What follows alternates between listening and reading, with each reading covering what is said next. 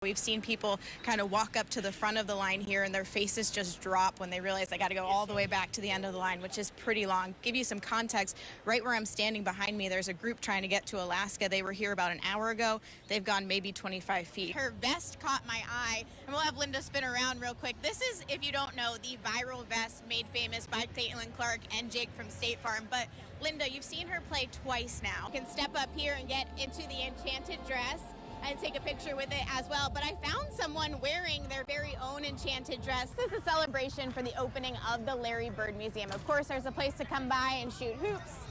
And then once you make it in, you can come on down and pick up your Larry Bird merchandise. But on the inside, that's where the history is, starting from his early days as a kid growing up in French Lick to now a legacy that spans decades. If you look where I'm standing right now, this was Taco Bell. There's nothing left of it. This is debris left over from an early morning fire here at Four Seasons Diner.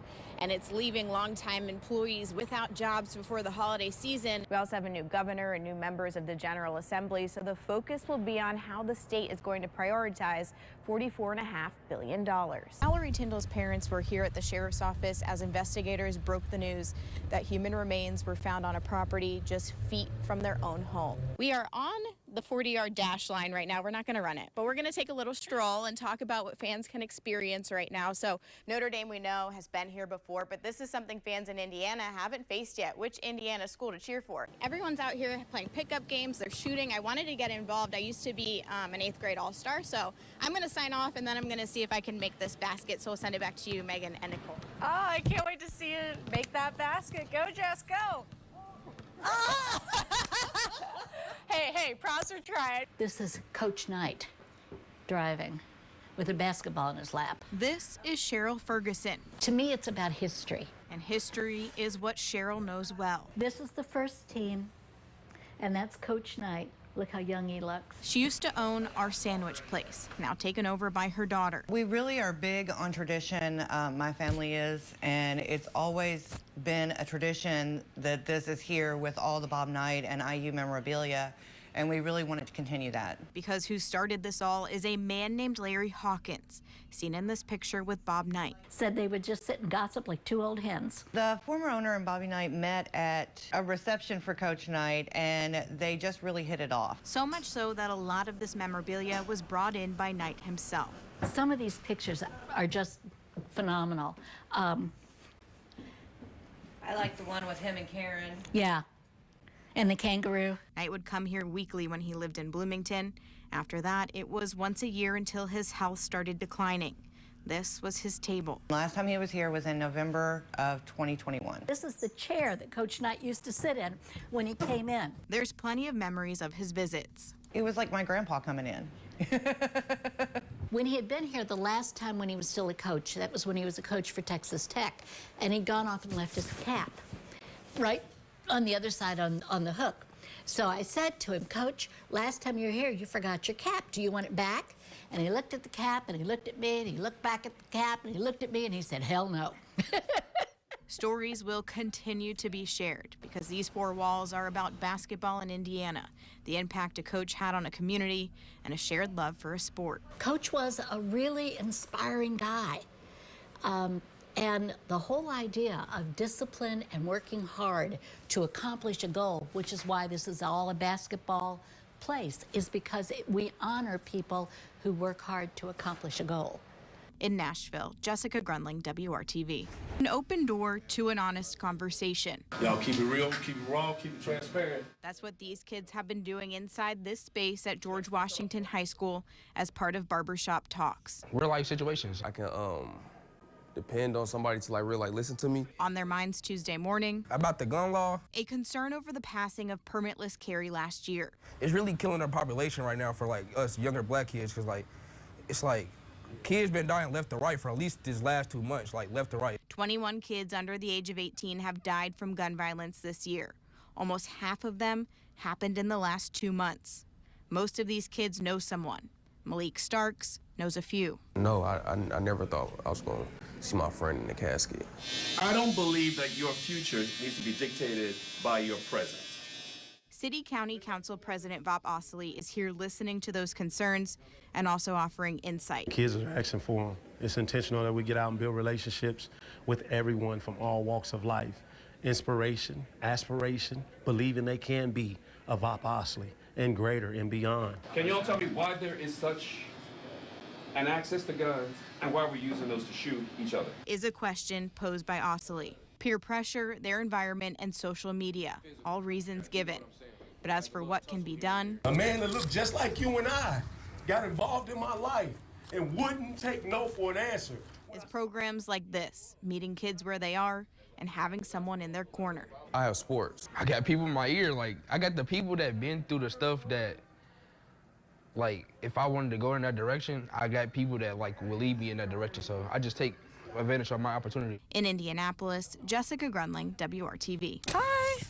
How are you doing today? Maggie Zahn is going door to door, We want to make sure we're helping the community in any way we can. talking with neighbors or leaving flyers. A lot of people just don't know. It's not that they don't care, it's just they're unaware of the resources available to them. Maggie and her group are making sure that people are aware, especially people who live in the 46201 zip code. It's always in the top 5, and recently it's been in the top 1. According to the Marion County Coroner's Office, from January to September, there were 383 overdose deaths. 44 happened in the 46201 area.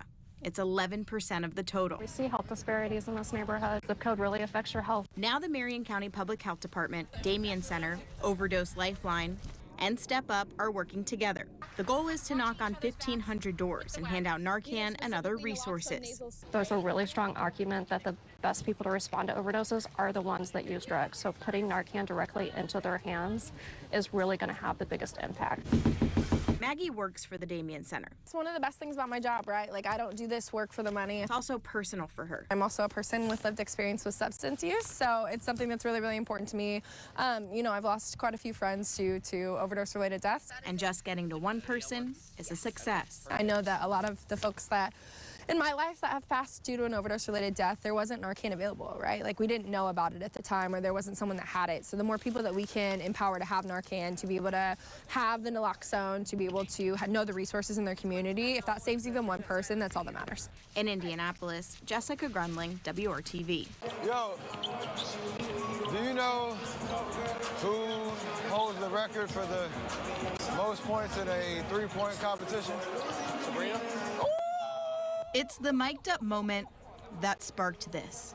I think I gotta bring her out and be like, we gotta settle this once and for all. A 3-point competition between Steph Curry and Sabrina Ionescu, the best in the NBA versus the best in the WNBA. Her response on Twitter that she'll see him at the 3-point line made it official and has fans young and old talking. I'm very excited for the 2 best shooters right now in the league to go at it. I thought we've come a long way, baby. She's very confident. She's a great shooter. Step into 8-year-old Lauren Mann's room. She plays basketball and is a big fan of the WNBA.